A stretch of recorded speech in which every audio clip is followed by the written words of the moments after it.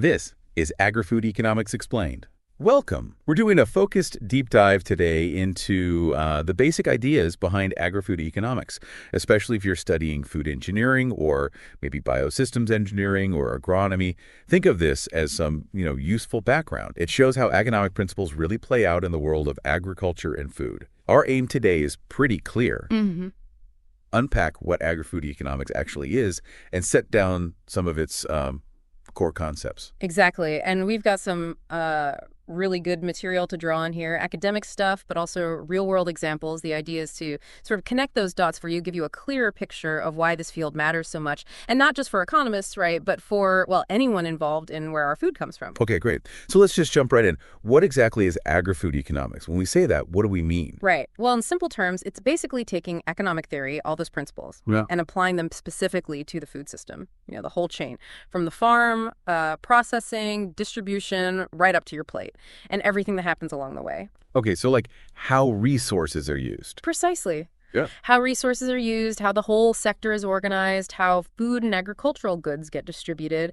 It's really about understanding efficiency in producing food, how the markets for agricultural goods work, the effect government policies have, and even, why we as consumers choose the foods we do. So it sounds much, much broader than just what happens on the farm itself then. Oh, absolutely, yeah. I mean, farm level stuff is definitely part of it, figuring out the best way to grow corn, minimizing costs. But agri-food economics stretches way beyond that. It covers processing, logistics, retail, consumption, the whole value chain, really. It looks at the economic forces shaping every single step. Interesting. Has it always been thought of this way, this broad scope? Well, its origins are more in land economics. Early on, the focus was really on things like land use, agricultural productivity, that sort of thing. But it definitely evolved, especially through the 20th century, into the broader field we see today. There was a key moment, actually, back in 1909. Henry Charles Taylor. He set up a specific department for it at the University of Wisconsin. That was kind of a formal starting point, recognizing it as its own distinct field. Yeah, giving it its own space. So fast forward to today. What kind of questions are agri-food economists wrestling with now? What are the big puzzles? Oh, there are plenty. A major one is understanding production decisions. Like, think about a farmer in, say, Pirsanunga. How do they decide? More corn this year. Or maybe switch some land over to soybeans. That decision really hinges on what they think market prices will do, especially international prices. Okay, that makes sense. What else? Then there's price determination itself. What makes the price of, coffee go up or down? You might have a drought in Brazil, and suddenly that impacts the global supply, and boom, coffee prices change everywhere. Yeah, we definitely see those changes in the supermarket. Any other big areas? Sure. They also look hard at how external factors impact food production. Things like climate change, that's a huge one. Or new government regulations, how do those affect how much food can be grown or the cost of growing it? Technology and innovation are another key area, how new tech changes farming or food manufacturing. Okay. And maybe most fundamentally, agri-food economics tries to figure out how we can ensure food security, enough food for everyone, while also making sure the whole agribusiness sector is, economically sustainable. Can it keep going long term? Right. Now let's bring it back to our listener. Maybe they're deep into the technical side. Food engineering, biosystems, agronomy. Why should they really care about this economic dimension? Their focus is often, on the science and tech. That's a really fair question. Look, your technical studies give you the power to innovate, to improve how we produce and process food. That's vital. But the economics, that provides the context for all that innovation, why it matters, where it fits in. At its heart, agriculture is an economic activity. It's about producing vital things and getting them to people efficiently. And today's agri-food system isn't simple. It's incredibly complex. It's global. Think about logistics, industry, exports, environmental issues. Yeah, so it's really about seeing the bigger picture then, understanding the whole playing field. Exactly that. By getting a handle on agri-food economics, you develop a much sharper ability to analyze the sector's challenges. Things like using resources better, cutting down food waste, tackling the economic side of climate change impacts on farms, or figuring out how to make food more affordable and accessible. It just sharpens your critical thinking, makes you a more well-rounded and effective problem solver. And that's valuable wherever you end up: a big company, a co-op, government, an NGO, maybe even your own startup. Okay, that makes a lot of sense. Let's maybe dig a bit deeper into some of those bigger picture elements you mentioned. What are some of the core themes Agri-Food Economics really zooms in on? Sure. Well, one major theme is agricultural production itself. Pretty fundamental. This looks at how farmers make those calls, what to plant, what livestock to raise, how to do it.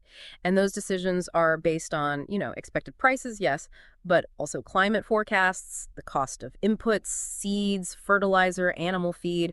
Take that farmer in Purasanunga again. They might not just be choosing between corn and soy. Maybe they're looking at sugarcane too, depending on, say, ethanol prices. Right, right. Lots of factors. What's another key theme? Okay, another really central one is markets and agri-food prices. This is classic economics, really. It's all about supply and demand and how their interaction sets the price for everything from wheat to milk to oranges. We saw a really stark example recently with the Russia-Ukraine conflict impacting global wheat supplies. That directly led to higher bread prices, even far away, like here in Brazil. It shows just how linked these markets are. Definitely felt that one, yeah. Then you've got agricultural policies. This is all about what governments do to sort of steer the sector. Think subsidies for certain crops or tariffs on imported food, maybe quotas limiting production. You might see, for instance, government programs designed to support milk producers' incomes, keep them stable. Okay. And given how global things are, I assume international food trade is a big piece of the puzzle. A huge piece, absolutely. Yeah. This theme examines imports and exports. How does trading food across borders affect economies? A practical example. If China suddenly puts up new sanitary barriers blocking Brazilian beef exports, that has massive economic ripples for ranchers and the whole beef industry here. Right. And what about sustainability? Everyone's talking about that. How does economics factor in there? That's the sustainability and natural resources theme, crucial nowadays. It focuses on how agriculture uses resources, land, water, energy, and, crucially, how we can shift towards practices that are less harmful to the environment but still productive long term. Things like integrated crop livestock forestry systems are a good example, trying to make the whole system work better, more sustainably. And are we, the eaters, part of this economic picture too? Definitely. That's covered under consumer behavior.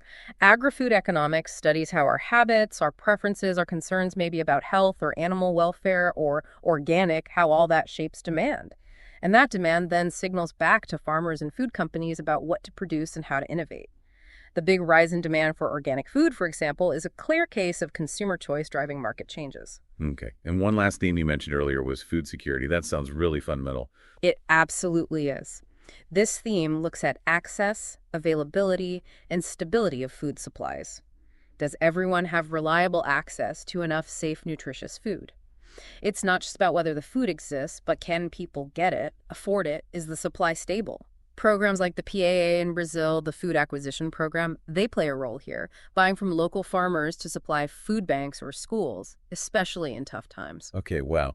So we've covered a lot of ground on what agri-food economics studies, but maybe we can connect it back more directly. How does all this relate to the basic economic theory someone in engineering might touch on in their coursework? Sometimes they feel like separate worlds. Yeah, I see why it might feel that way, but they're really not separate at all. Agri-food economics is essentially applied economics. It takes those core economic theories, the building blocks, and uses them as practical tools. Tools to understand and, hopefully, solve real problems in the agri-food sector. Think of it as putting the theory into practice in a very specific, very important context. Okay. Could you maybe give some concrete examples, like take a specific economic theory and show how it's used here? Sure, happy to. Let's start with the most basic, supply and demand. In agri-food economics, we use this constantly. It helps us analyze how prices for things like corn or soybeans get set in the market and how farmers react to high prices or how consumers react to low prices. Right. Standard stuff. Exactly. Then there's production theory. In general economics, that's about how firms combine inputs, labor, capital, materials to produce output efficiently. In our world, this translates directly to farming. How does a farmer best combine land, labor, machinery, fertilizer, water, etc., to maximize their yield or their profit? Okay. And what about understanding why people buy organic or vegan or whatever the trend is? That pulls straight from consumer theory. It provides the framework to analyze those choices. Why do people demand certain food attributes? Is it price, health perceptions, ethical values? Understanding that helps predict demand shifts, like the move towards plant-based options you mentioned, and its economic impact. Makes sense. And managing farm costs. Yep. That's where cost of production analysis is key. Agri-food economists spend a lot of time calculating these costs.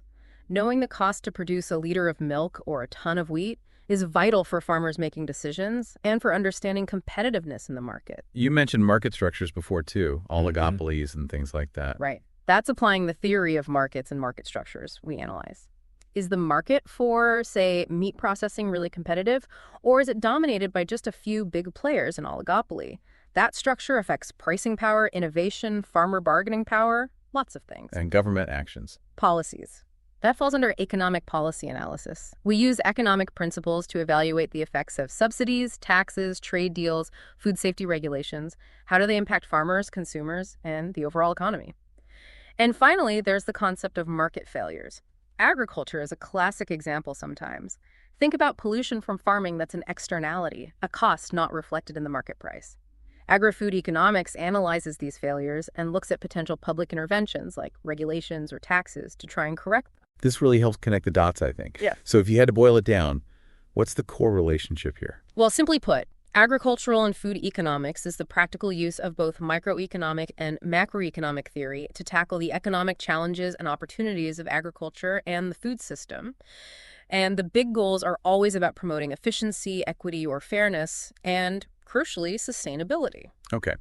So as we start to wrap up this deep dive, which has been super insightful, what are the main things you hope our listener takes away about agri-food economics? I think the biggest takeaway is that agri-food economics gives you this really useful lens, a way to understand the incredibly complex world of food and farming using economic principles. It looks at everything, from a single farmer's planting decision right up to global trade patterns and government intervention.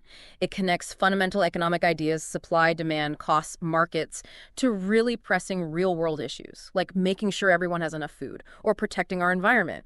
We've seen how it helps to analyze why producers do what they do, why consumers choose what they choose, how prices get set, and how policies shape the whole system. And specifically for our listener there at FZEA studying engineering, why is this so directly relevant for their future path?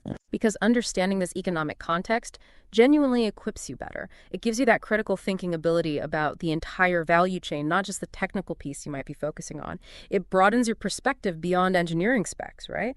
It brings in management thinking, marketing awareness, how to analyze markets, the impact of policy. Honestly, it sharpens your analytical toolkit, and I believe opens up a much wider range of career possibilities in this sector that's just, well, it's fundamental to everything. Absolutely. So a final thought for you, our listener, as you continue your studies. Think about this. How might these specific advancements coming out of your field, maybe it's a breakthrough in food processing tech or a super efficient biosystem design or a new sustainable farming practice, how might that create new economic opportunities or maybe even new challenges within the agri-food system over the next, say, decade? Consider those economic ripple effects of the innovations you'll be part of. Thanks so much for joining us for this deep dive.